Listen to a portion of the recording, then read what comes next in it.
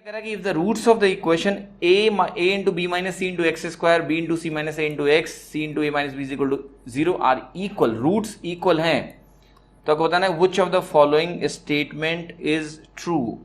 Right.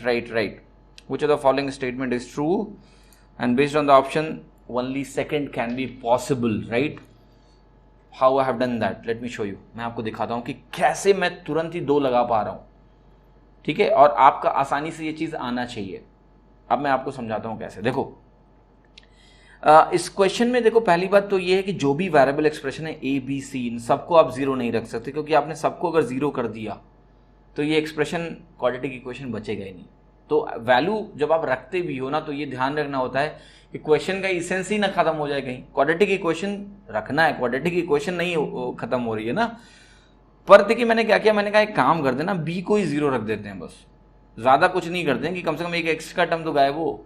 क्योंकि अगर x का टर्म किसी क्वेश्चन में नहीं भी है तो भी वो क्वाड्रेटिक इक्वेशन होता है.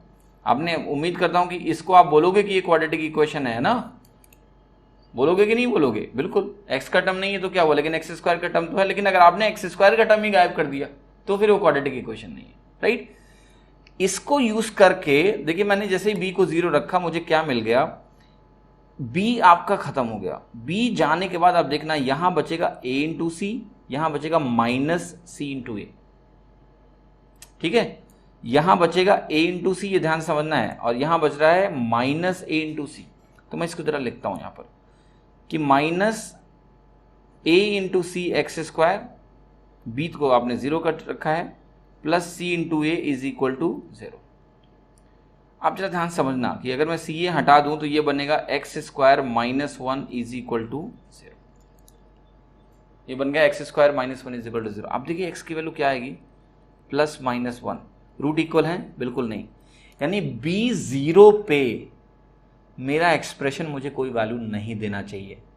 अगर बी जीरो है तो ये मैं देख पा रहा हूं यहां से कि मेरे रूट्स जो हैं इक्वेशन के वो बराबर बिल्कुल भी नहीं है. प्लस माइनस 1 आ रहा है सर, एक पॉजिटिव एक नेगेटिव रूट, यानी मेरे एक्सप्रेशन में बी जीरो का कोई स्कोप नहीं है. अब देखो केवल यही एक ऑप्शन है जिसमें बी जीरो नहीं हो सकता है, 2/b. बी जीरो रखोगे अनडिफाइंड हो जाएगा. बाकी सारे तो कह रहे हैं हाँ बिल्कुल पॉसिबल है, पॉसिबल है, पॉसिबल है. तो वो कह रहे हैं पॉसिबल है मेरे हिसाब से, तो कह दो तुम्हारा करेक्ट होना बिल्कुल ही इम्पॉसिबल है. ठीक है, तो फिर से झटका लगा होगा. दिल दिमाग को संभाल के रखिए, ऐसे होती ही चीज़ें. ठीक है, अब इसमें करने का तो आप भैया जाके करिए घर पे कि वो डिस्क्रिमिनेंट जो होता है ना, बी स्क्वायर माइनस 4ac, वो जीरो के बराबर कर देना. इक्वल रूट के लिए कंडीशन होती है. फिर बड़े बड़े टर्म्स मिलेंगे, खूब बड़े बड़े टर्म्स मिलेंगे, और खूब बड़ा समय बर्बाद होगा, फिर आंसर आएगा. तो इस तरह का जो लॉजिक है ना, ये आपका नेचुरल लॉजिक है, नेचुरल इंस्टिंक्ट है. इसमें थोड़ा ट्रेनिंग की ज़रूरत है आपको. तो जितना आप कॉन्सेप्ट पढ़ो, जितनी मेहनत आप साल भर करते हो ना, उसका रिजल्ट तो आता नहीं है. लेकिन अगर आप इस तरह से करना शुरू करो तो कम नॉलेज में भी ना आप बहुत अच्छा पेपर में करके आओगे. कि कितने सारे क्वेश्चंस हैं बेस्ड ऑन कि डायरेक्ट वहीं देखा और कुछ ऐसा किया कि हो गया. ठीक है, तो ये लॉजिक जो है ना, इसका इस्तेमाल करो, चीज़ें देखो, ऑप्शंस को एक्सप्लॉइट करो, हो जाती हैं चीज़ें ऐसे आराम से. ठीक है, आगे